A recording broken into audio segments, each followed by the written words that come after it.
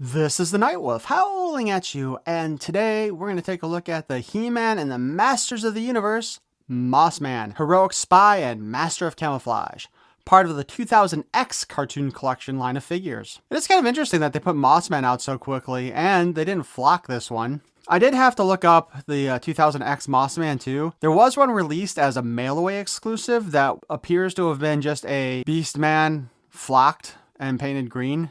I mean, yeah, that's why they did the original one. But that apparently is also how they did the 2000X version, which, by the way, looked much different than Beastman did in the cartoon. On the back of the box, we see as seen on Orko's garden. And we see Orko there fighting against some deadly trees. And in the back, we have Evil Seed, the 2000X version, which looked a hell of a lot better than the Filmation version did. Also note that Mossman's loincloth actually does look like it's made out of leaves, though when we look at the front of this package, it does not appear as if it is on the figure. We can fit his club into his hand. Hooray! That club looks stupid too, to be perfectly honest. As part of this wave, we have Man-at-Arms, the heroic master of weapons. Evil Lyn, the evil warrior goddess. And Mossman, the heroic spy and master of camouflage. Let's go ahead and open this sucker up, shall we?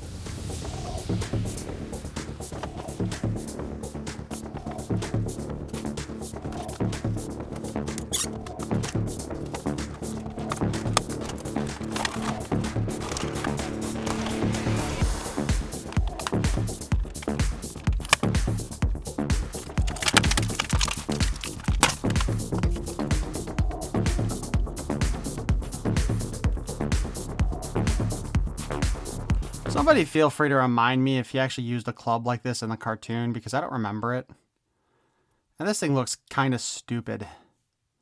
It's made out of wood. Well, it's made out of plastic, but it's designed to look like wood.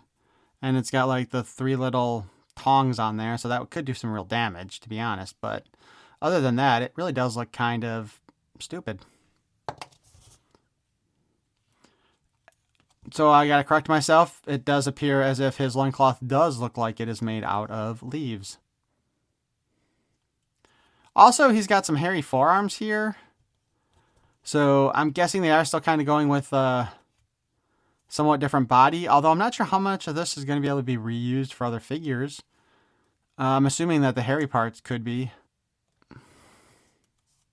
And his hands are actually bigger than normal. Also, take a look at those fingernails there, man. That is a big-ass thumbnail there. So he's actually kind of a monstrous-sized guy here. That being said, let's look at his articulation and so forth. But first, we're going to pop his head off. He does have just the standard 2000X body. And the standard Origins diaper. And the loincloth itself is very sharp feeling. As you might recall from my Man-at-Arms one, I got kind of like cut by it. So, it's nothing to joke about. Okay, well, you can joke about anything, but you know. I like that they make it look like he's got a little ponytail back there. So people are going to have to remind me in this case, though, it's how much of this... Oh, that's a shame right there. Look at that. We've got a little bit of some mess up there in the plastic. That's too bad. As far as articulation goes on this guy, his head does spin in a full 360. It does want to get caught, though, on his harness and, you know, the extra fringe on his hair. Again, I think this is supposed to look like he's got the long hair and a ponytail on the back. This is what somebody's going to have to remind me of if you've actually recently watched the 2000X cartoon. Was this like off of his head? Like, I give him props for recreating it this way. I mean, it's creative, but at the same time, it's kind of annoying. Would have been nice, too, if they'd gone ahead and painted some of these, like, root details in, like, brown instead. But... I mean, we are getting a new mold here, more or less, so I can't complain too much. But his head looks really good. very different from what they did with Classics. Classics gave us a secondary 2000X looking kind of head, but it was nothing like this.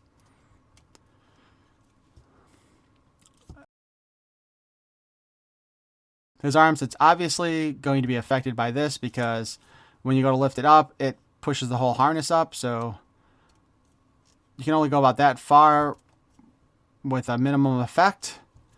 We can only go about that far in the front and that far in the back. Of course, if we remove the harness, you can go spin the whole 360. There's some other markings on here too. The arm does bend at a 90 degree. Since it is pegged in there, then we can also spin it a little bit. The hand, 360. He's got up and down articulation on his right hand and in and out on his left. Continuing that trend of making everybody's right hand able to hold the sword of loft that 2000X seems to be doing so far. Spin at the waist. I'm pretty sure, even though we've got the slices in there to help us with the articulation, this is a pretty solid plastic. I mean, yeah, we can bend it, but at the same time, it doesn't forgive as much. But we can go ahead and we can kick his leg forward that far. Back out that far. The legs do pop off again like the previous 2000X figures.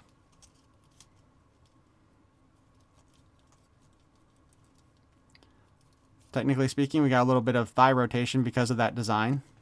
Not much. Knee bends at about 90 degrees. And of course, we can spin it if we want. Close that there. And now we can spin his boot cut around. I do kind of like the furry fringe going up here. This looks better than what they did with Evil Lyn, to be honest with you. Then we also have the hinge at the foot and a spin. So there is a big difference between the Origins Mossman and the 2000X Mossman, not just aside from the flocking, although I wonder if they could do a flocked version of that 2000X version. I think it would look pretty cool. And yes, my Mossman is wearing Prince Adam's vest. And I think I've said this before, that's because when I was a kid, the Mossman I had Prince Adam's vest on because that's where I put it because, you know, old figures and stuff, missing parts, so forth and so on. So I went ahead and I did that with my Origins one too because I had plenty of extra Prince Adams from when the Prince Adam Sky Sled set went on clearance. I bought a bunch of those. That being said, our 2000X version of Mossman does look pretty badass. I think that's a beautifully designed figure, honestly. I'm not so sure I'm happy with the coloring, but that's probably closer to what the cartoon was anyway. But I'm kind of more used to the kind of pine green compared to whatever that is. And for some reason, I keep on thinking that Mossman had like a dagger in the 2000 series, not a club, but I could be wrong about that too. And if I am, let me know for sure. I do know the Classics one did come with a dagger. But yeah, this Mossman is definitely a beautifully done figure. It's too bad that the one leg does have the mess up in the plastic, but I'm not going to complain too much about that. And I think they did a pretty good job with the head sculpt. I mean, it is pretty nice looking, and I'm glad that they actually did do the leaves for the loincloth. But why don't you guys let me know what you think in the comments below, and if you enjoyed this review, please feel free to smash that like button, and if you want to hear more of my nonsense in the future, you can subscribe. I thank you for watching. Peace and love.